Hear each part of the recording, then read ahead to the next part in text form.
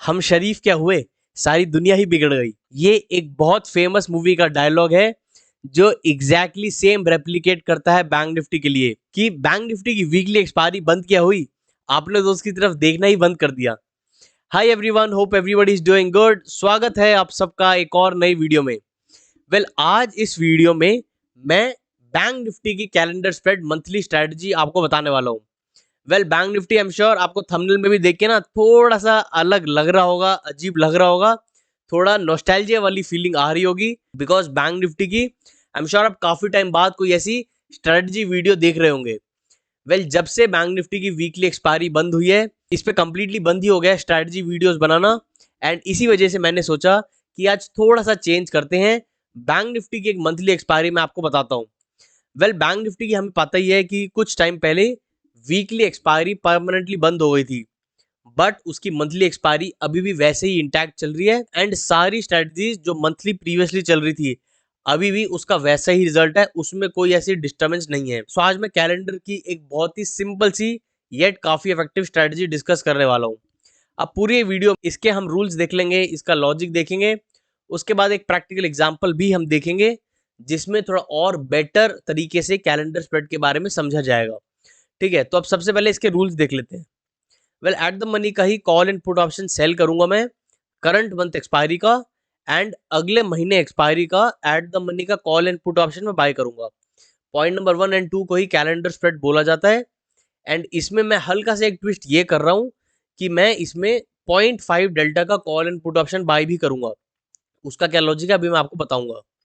Entry इसकी 10 AM रहेगी first day of the month, तो महीने का जो पहला ट्रेडिंग सेशन है उसी दिन 10 बजे हम ट्रेड डालेंगे। एंड 3:15 PM मंथली एक्सपायरी वाले दिन मैं ये ट्रेड क्लोज करूंगा। बट होपफुली इतना होल्ड हमें नहीं करना पड़ेगा बिकॉज इसमें हम टारगेट भी ले रहे हैं जो है 6,000 रुपीज पर लॉट, एंड इसमें हम एक एडजस्टमेंट भी करने वाले हैं। ठीक है, यही सिंपल से रूल्स हैं इस कैलेंडर स्प्रेड के।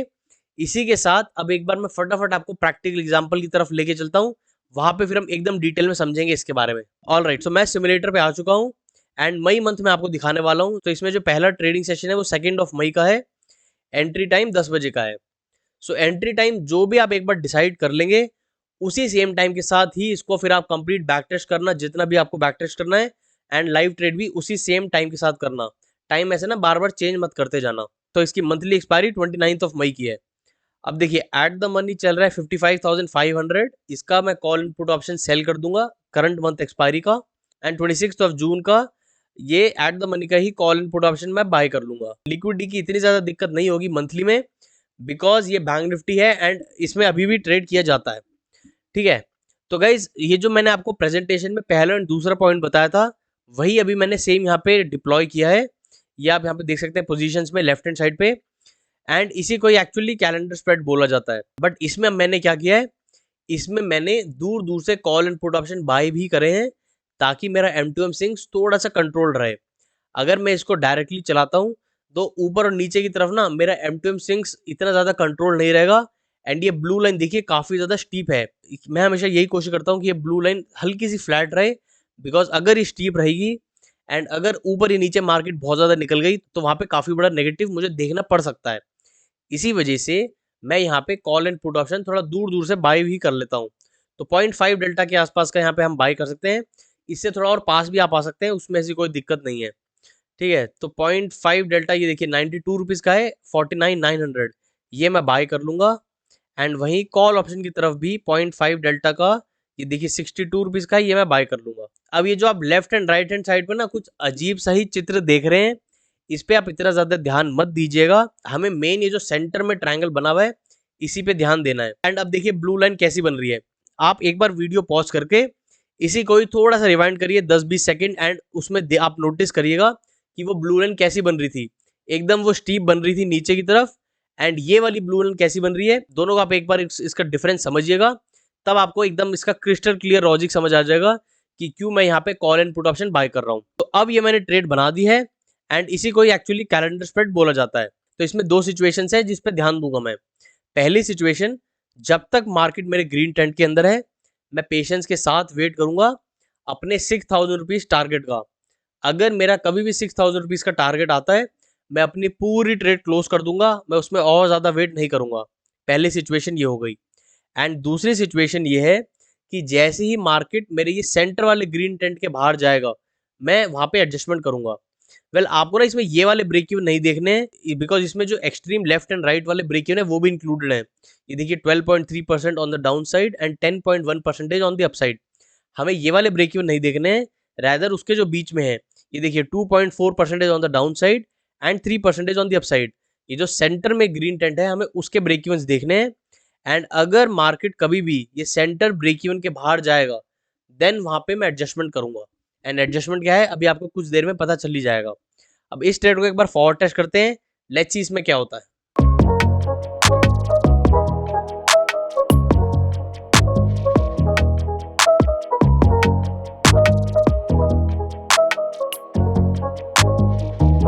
एग्जैक्टली 10:37 ऑफ मई वेडनेसडे का दिन। तो देखिए मार्केट मेरे नीचे की तरफ के ब्रेक इवन के बाहर आ चुकी है। सो अब यहाँ पे मैं क्या करूंगा, मैं पुट ऑप्शन की तरफ थोड़ा सा आउट ऑफ द मनी जाऊंगा एंड यहाँ पे मैं call and put option sell करूंगा। इसका मतलब एट द मनी चल रहा है 54,200, सो मैं 54,000 जाऊंगा एंड मैं call and put option cell कर दूंगा। अब अगर मैं 54,000 सेल कर रहा हूँ, यहाँ पे देखिए मुझे 2.6% की रेंज नीचे की तरफ मेरे को मिल गई। एक मिनट पहले जो मेरी ब्रेक इवन के बाहर आ गई थी मार्केट, मुझे अब वापस से 2.6% की रेंज मिल रही है। बट यहाँ पे मैं थोड़ा सा और सेफ जाना चाहूंगा, बिकॉज 2.6 मुझे अभी भी थोड़ी सी रिस्की लग रही है। मैं अगर 53,800 लेता हूँ तो ये देखिए ठीक है, मुझे 3% की रेंज मिल रही है नीचे की तरफ एंड 3.8% की रेंज मिल रही है ऊपर की तरफ। तो ये रेंज मुझे ठीक मिल रही है। अगर महीने के स्टार्टिंग में ही ऐसी एडजस्टमेंट आ जाती है, देन वहां पे मैं ये प्रेफर करूंगा कि मुझे एटलीस्ट 3% की रेंज मिलनी चाहिए ऊपर और नीचे दोनों तरफ। बिकॉज अभी पूरा ऑलमोस्ट महीना है हमारे पास, एंड अगर मार्केट इधर उधर मूव कर गई तो वो वापस ब्रेक इवन के बाहर आ सकती है। इसी वजह से थोड़ी सी ज्यादा ब्रेक इवन के लालच में मैं थोड़ा सा ये दूर गया हूँ। बिकॉज मैक्स प्रॉफिट देखिए ये बहुत ज्यादा दिखा रहा है, इतना हमें नहीं चाहिए। 6,000 के आसपास अगर आएगा मैक्स प्रॉफिट, मैं अपनी पूरी ट्रेड क्लोज भी कर दूंगा। एंड गाइस ये जो अभी मैंने आपको एडजस्टमेंट बताई है, इसमें मार्केट नीचे की तरफ फॉल की थी। अगर मार्केट यही ऊपर की तरफ जाती तो मैं यहाँ पे 54,400 या 54,500 लेता। ठीक है, तो इसमें आपको बिल्कुल भी कंफ्यूज नहीं होना है। अब ये वाली मैंने ट्रेड डिप्लॉय कर दी है। अब अगेन वही सेम सिचुएशन है, जब तक ग्रीन ट्रेड में है मैं अपने टारगेट का वेट करूंगा, पहला पॉइंट। एंड दूसरा पॉइंट, जैसे ही मार्केट मेरे ब्रेक इवन के बाहर जाता है, उस सिचुएशन पे मैं अपनी पूरी ट्रेड क्लोज कर दूंगा, मैं इसमें और ज्यादा वेट नहीं करूंगा। इस पे एक और बहुत ज्यादा इंपॉर्टेंट पॉइंट ये है कि जब भी आप कैलेंडर में ट्रेड करेंगे, आप ये नोटिस करना कि इसके ब्रेक इवन बार बार चेंज होते रहते हैं। Unlike iron fly and iron condor, जिनमें ब्रेक इवन हमेशा फिक्स रहते हैं, वो चेंज नहीं होते हैं। लेकिन कैलेंडर में ऐसा नहीं है, कैलेंडर में बार बार इसके ब्रेक इवन चेंज होते रहते हैं। तो ये वाली ट्रेड में हमें हमेशा लाइव मार्केट में देखना पड़ेगा कि मार्केट किधर चल रही है, एंड लाइव मार्केट में ही हमें ब्रेक इवन देखने पड़ेंगे एंड उस हिसाब से फिर इसमें एडजस्टमेंट करनी पड़ेगी। अब इस ट्रेड को एक बार वापस फॉरवर्ड टेस्ट करते हैं, लेट्स सी इसमें क्या होता है।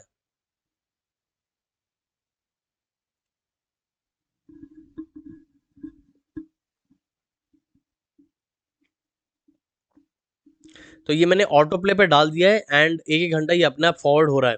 अब अगर ये कभी भी मेरे ब्रेक इवन के बाहर जाएगा, मैं वहां पे एडजस्टमेंट करूंगा, वरना मैं यहाँ पे 6,000 का अपना वेट कर रहा हूँ। जैसे ही मेरे को उतना टारगेट आएगा, मैं अपनी पूरी ट्रेड क्लोज भी कर दूंगा। गाइस बहुत ज़्यादा सिंपल सी स्ट्रैटेजी है, इसमें ना ऐसा नहीं है कि एकदम रॉकेट साइंस ही लगानी है, आपको एकदम बहुत सारे कैलकुलेशंस करने हैं, ऐसा नहीं है। सिंपल स्ट्रैटेजी है and simple things he work करती है मार्केट में, अगर लॉन्ग रन में हमें चलना है तो देखिए मार्केट कितना ज़्यादा फ्लक्चुएट कर रही है, कभी इसका एमटीएम नेगेटिव आ रहा है, कभी इसका एमटीएम पॉजिटिव आ रहा है। सो ऑलमोस्ट आई थिंक ये 6,000 के आसपास आने वाला है, 5,000 के आसपास तो आया है। तो देखिए 5,000 आके फिर वापस 4,000 3,000 के आसपास आया है। सो ये स्विंग्स रहेंगे, पेशेंस हमें रखनी है बहुत ज़्यादा इसमें, एंड रूल्स हमें एकदम स्ट्रिक्टली फॉलो करने हैं। अगर रूल्स को हम ब्रेक कर देंगे देन वहाँ पे थोड़ी दिक्कत हो सकती है। So exactly 10-15-20th of May Tuesday का दिन, मेरा यहाँ पे सिर्फ 6,000 का टारगेट था, बट मुझे यहाँ पे 9,000 दिखा रहा है। सो अब यहाँ पे ऑब्वियसली मैं अपनी ट्रेड क्लोज कर दूंगा, मैं इसमें और ज़्यादा वेट नहीं करूंगा। ठीक है, अगर यहाँ पे कभी भी मेरा टारगेट आ जाता है, मैं इसमें ना लालच में बिल्कुल नहीं आऊंगा, मैं ऐसी होप में नहीं आऊंगा कि यार व्हाट इफ मार्केट वहीं रह गई एंड मुझे और ज़्यादा इसमें फ़ायदा हो सकता है। वैसा लालच मैं बिल्कुल भी नहीं करूंगा। मैंने अगर रूल्स बनाए हैं, मैं कुछ भी कर लूंगा, लेकिन वो रूल्स कभी ब्रेक नहीं करूंगा। उन रूल्स के लिए मतलब मैं बहुत ज़्यादा स्ट्रिक्ट रहता हूँ, एंड हर ट्रेडर को वैसे ही करना चाहिए। प्रॉप डेस्क फर्म में भी ऐसा ही होता है कि अलग अलग स्ट्रैटेजीज के जो भी रूल्स बनते हैं, वो रूल्स को ब्रेक नहीं किया जाता है, कुछ भी डिस्कशन हो रहा हो, ठीक है। तो ये छोटी छोटी चीजें हैं जो हमें हमेशा याद रखनी है। एंड ये स्ट्रेटजी के बारे में बस इतना ही था। आई होप आपको इसका लॉजिक समझ आ गया हो कि हम क्या ओवरऑल इसमें कर रहे हैं, क्यों मैं इसमें 0.5 डेल्टा का कॉल इन पुट ऑप्शन भी बाय कर रहा हूँ। इसके बारे में कोई डाउट है तो मुझे आप कमेंट सेक्शन में पूछ सकते हैं। कमेंट सेक्शन तो हमेशा खुला ही है। I will be more than happy to answer all your queries. And ऐसे अगर आपको और वीडियोस चाहिए, पार्ट 2 जरूर लिखिएगा वीडियो में, ताकि मुझे समझ आएगा कि आप लोग इंटरेस्टेड हैं। एंड अगर ऐसी और कोई सजेशन है आपकी भी, वो भी मुझे कमेंट सेक्शन में लिखना, ताकि मुझे समझ आ जाएगा कि आपकी रिक्वायरमेंट क्या है। फिर उस हिसाब से मैं और ढेर सारे वीडियोस लेके आता रहूंगा। सो यही था इस वीडियो के बारे में। आई होप आपको वीडियो अच्छी लगी हो एंड कुछ ना कुछ सीखने को जरूर मिला हो। Thank you so much for watching the video with lots of patience. Let's meet in the next video then.